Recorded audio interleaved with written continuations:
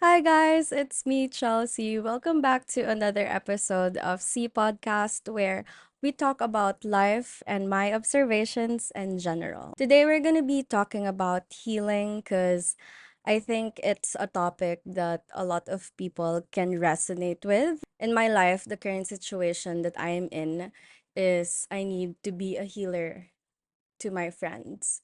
So today we're going to be talking about you healing as a victim and you healing as the healer. But first, let's start with the introduction. Let's define healing and why do we need to heal. There's a version of you that existed before the pain, but healing doesn't mean going back to that version. It means becoming something new. So it doesn't mean that person is gone. It means you've learned from the pain and you became something new. Today, we're going to be talking about healing, not just the inspiring kind that you see on Instagram, but the lonely, the raw, the slow questioning kind as well. Some people would think healing is moving on, but healing is more of acceptance and forgiveness. And I know as a Gen Z, we often joke about the process of healing. We're so unserious, guys.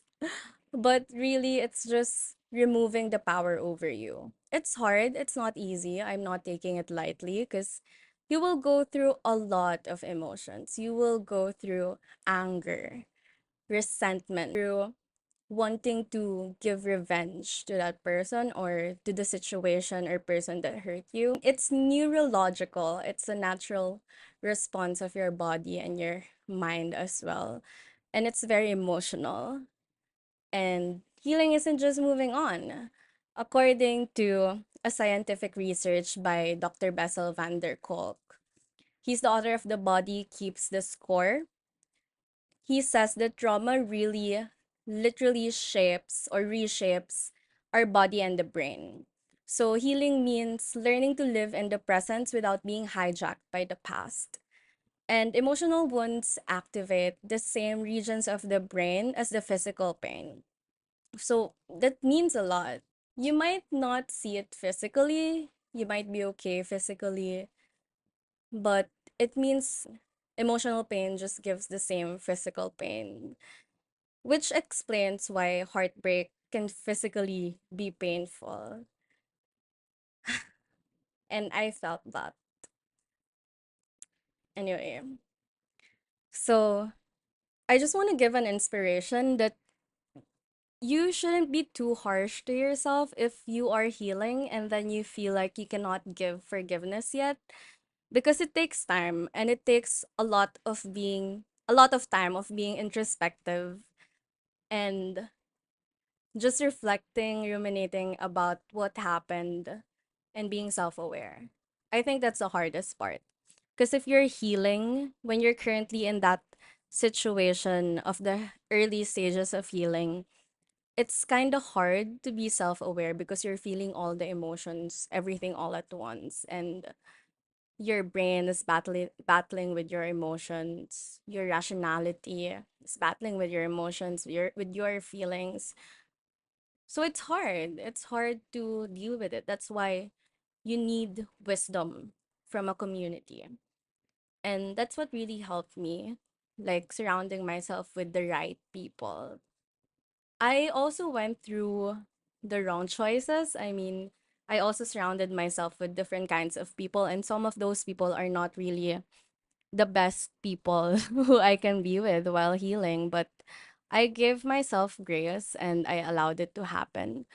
And I prayed to be self aware enough to know where I should be and for God to save me from the wrong paths, because you're vulnerable when you're healing. You might go through different kinds of coping mechanisms just so you can live, just so you can feel something. And that's the scariest part of it because when you are vulnerable, when you're broken, we tend to sabotage ourselves a lot. And I'm shaking right now. I don't even know why. And I feel bad for those who are experiencing that because I've experienced that myself. So let's talk about healing as the victim first. When you are the one healing, the world just feels so distorted. Time warps. Some days you feel okay, some days you're undone by a song, a scent, or even an experience or a sentence. You get easily triggered. You relapse. And it's fine. Don't be too harsh to yourself. You joke about it, yeah, but you know to yourself, you have so many areas in your heart that needs to be fixed. And one thing for sure, based on my experience, is it's okay to get distracted most of the time. It's okay to expose yourself to different experiences and communities, but it's very vital and important to just have a day with your feelings and at the same time with acceptance of those feelings. And it's so dreadful. It's gonna make you cry. It's gonna make you shout. It's gonna make you hate yourself for feeling all those stupid things. But you have to. You have to feel all those feelings until you can't feel them anymore. But you have to accept those. You have to accept that those are the things you are feeling and those are valid and those are very valuable as well. So, a quote from Untamed by Glennon Doyle: "You are not crazy. You are a goddamn cheetah." She writes about how healing often begins when we realize that our suffering isn't because we are weak, but because we were caged. So, a scientific insight from this is neuroplasticity is the brain's ability to rewire itself. This is why healing is 100% possible, especially when we reintroduce ourselves to different kinds of new habits like movement, mindfulness, meaningful connection. And that has been helpful for me as well. So I made a morning routine where for 20 minutes I work out and then another 20 minutes I read and the last 20 minutes I reflect or journal. This is a trick from Robin Sharma from the 5 a.m. book club. I mean 5 a.m. club, I think. It has been really helpful. Although my healing journey was very difficult because my first part of the day would be very productive like that.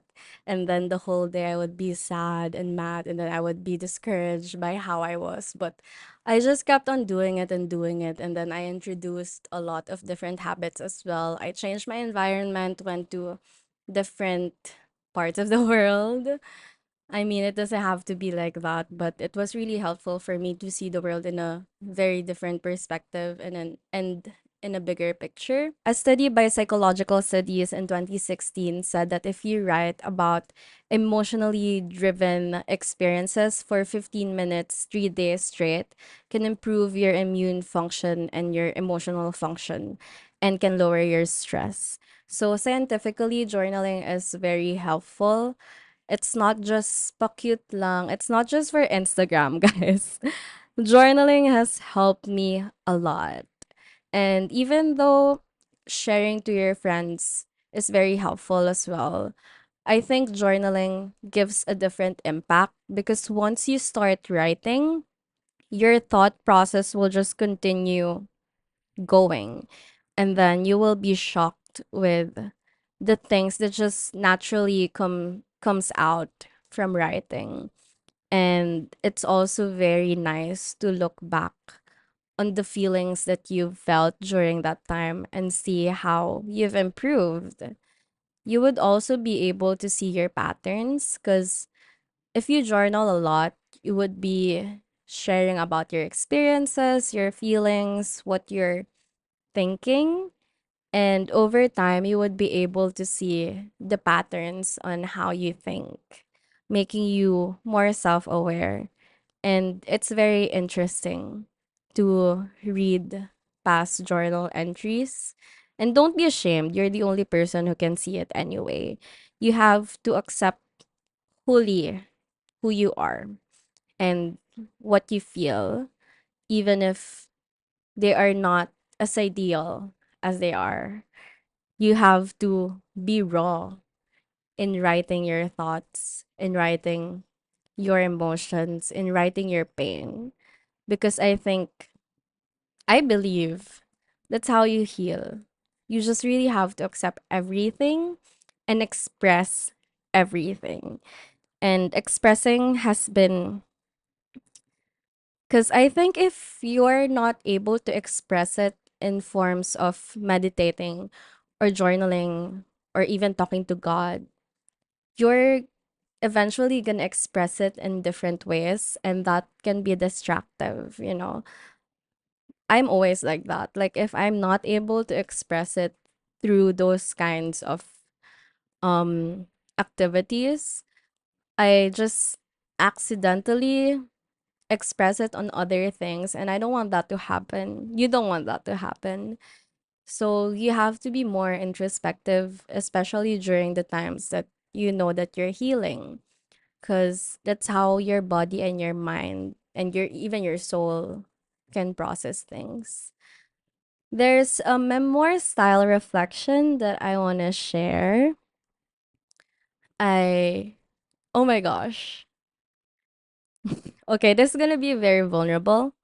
I remember lying in bed one night after a panic attack, staring at the ceiling, wondering if I would ever feel normal again, because when you are in that kind of pain, you feel like it's a never-ending cycle. You feel like you're never going to feel happy again. But I also remember the small shift that came days later. It's a calm hour, a clear breath, the quiet joy of washing my face without crying. And that's when I realized healing is quiet, healing is boring, but healing is happening. And there's peace in it. So, what helped me are gentle routines, journaling, emotional validation, therapy, of course, if you need it. Go get it, girl. And last thing that I really, really want to share out there, you have to avoid toxic positivity. Please, please, please, please. This was my mistake back then. Don't force yourself to look good, or don't force yourself to look on the bright side all the time. Because it's gonna take time. Totoo yung time heals. It takes time, and it also takes truth, and you're allowed to take both. Like, just be honest to yourself. I always say it. Be honest to yourself. If you're in pain, okay, you're in pain. If you still love him, okay, you still love him. Like, you cannot just lie to yourself saying, I don't love him anymore. I'm so stupid. Why would I love a guy like that? That's lying to yourself. Don't lie to yourself, girl. Be honest to yourself. If you love him, tell yourself, okay, I still love him. But what I do is I have this higher self, my rationality, and my rationality talks to me whenever my emotional self is talking. When I say, I still love him, I want to go back to him, my rationality takes over, and then I would talk to myself in the mirror, and then I would talk as if I'm talking to my best friend and I'm giving my best friend an advice. So I would ask myself, why do you feel this way? Why do you think you still love him? Why do you think you're still hurt? And I would answer it, and that I would be as vulnerable as possible. And then I would answer again as my rational self, and then I would get shocked all the time because I didn't expect I have all the answers pala. Like myself. I already have all the answers. It's just that I'm very emotional. That's why I couldn't find it. But once you get access to that rational self, it's life changing. I swear. It's really life changing. Yeah. So, lastly, once you're healed, you have to be the healer because it's three-dimensional. It's you, it's the universe, or it's God, and then it's the community or your friends. Once the universe and you are done, or once you and God are settled, now it's your time to give that same healing to your friends or your community. That's why it's three-dimensional. When you stop crying as much and then you notice that your friend's pain is a little bit louder than your pain, you become a mirror. You're a witness. You're a quiet light. But the hard part in this is having the energy to pour to others, and that's a different kind of sacred work. A quote from Burnout by Emily and Amelia Nagoski: Empathy without boundaries is self destruction. So I mentioned that because you need to be able to know as well if you're capable of helping others or if you're already really healed enough to give energy to other people's baggage. I think a tip that I can give when it comes to being a healer is you just have to be there for them. You don't have to fix them because you can never fix them. And that's one thing I need to tell myself all the time. Because I feel so sad when my friends are sad. And I just want to make them happy and I just want to fix them, give them all the advice in this world, give them, inspirational quotes.